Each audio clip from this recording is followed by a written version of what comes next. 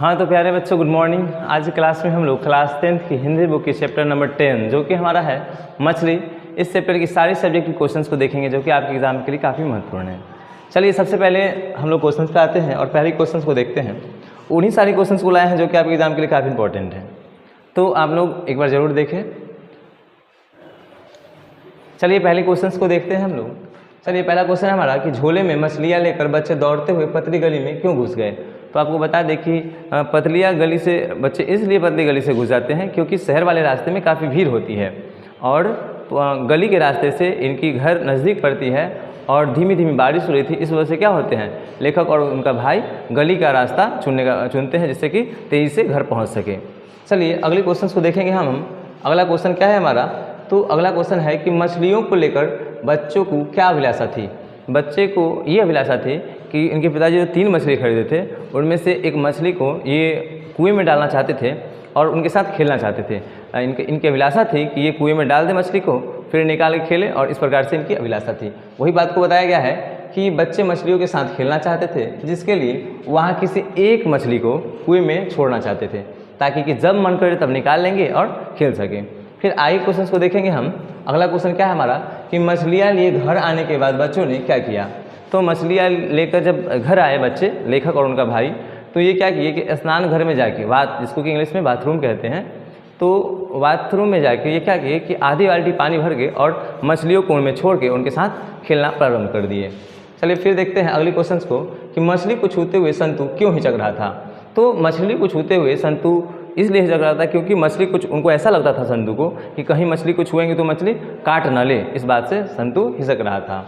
चलिए आगे देखते हैं हम लोग कि मछली के बारे में दीदी क्या जानकारी दी थी, बच्चे ने उसकी परख कैसे की। तो वही बात को बताया गया है कि मछली के बारे में दीदी ने जानकारी दी थी कि मरी हुई मछली की आँखों में अपनी परछाई नहीं दिखती है। जब आप परछाई देखते हैं तो उसमें अपनी परछाई नहीं दिखती है, ऐसा इनकी दीदी बताती हैं।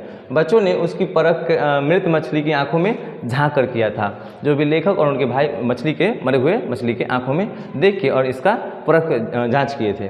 चलिए आगे देखते हैं कि संतु क्यों उदास हो गया।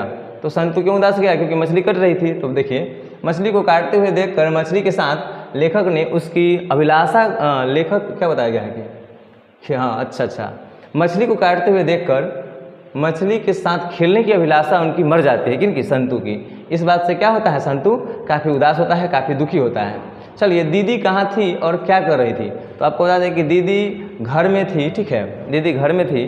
बताया गया है कि दीदी घर में एक कमरे में थी, वह लेटी हुई थी और सिसक कर क्या कर रही थी, रो रही थी। और बताया गया है कि वह बार बार हिचकी, क्या बताया गया है, हिचकी ले रही थी, जिससे उसका शरीर सिहर उठा था। इसके बारे में बताया गया है, बहन के बारे में उनकी। हाँ, फिर बताया गया है कि अरे, लिखा हुआ है कि अरे अरे कहता हुआ भग्गू किसके पीछे भागा और क्यों भागा। तो अरे अरे कहते हुए जो भग्गू था घर का नौकर, वो संतु के पीछे भागता है क्योंकि संतु क्या किया था कि इनकी मछली को लेकर, जो मछली पाटा पे काट रहा था, वो मछली को लेकर और भाग गया था कुआं में फेंकने के लिए। चलिए वही बात में बताया गया है ना। चलिए 8 नंबर क्वेश्चन में देखेंगे कि मछली और दीदी में क्या समानता दिखाई पड़ी, स्पष्ट करें।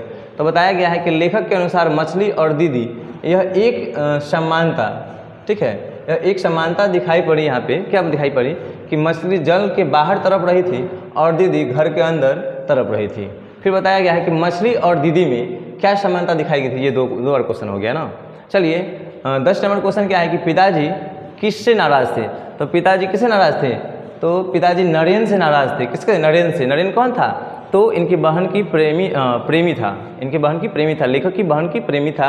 कौन, तो नरेन से नाराज थे। और बताया गया था कि इसी लाइन में बोले थे वो भग्गू को, घर का नौकर जो भग्गू था, कि भग्गू अगर नरेन घर पे आता है, अगर घर पे चौखट पे आता है नरेन, तो उसकी हाथ पांव तोड़ देना। ऐसा करके आदेश देते हैं कौन, ये लेखक के पिताजी। ऐसा करके उन्हें बोलते हैं नौकर को। चलिए इस वीडियो में इतना ही, फिर मिलेंगे अगले वीडियो में। जय हिंद, धन्यवाद।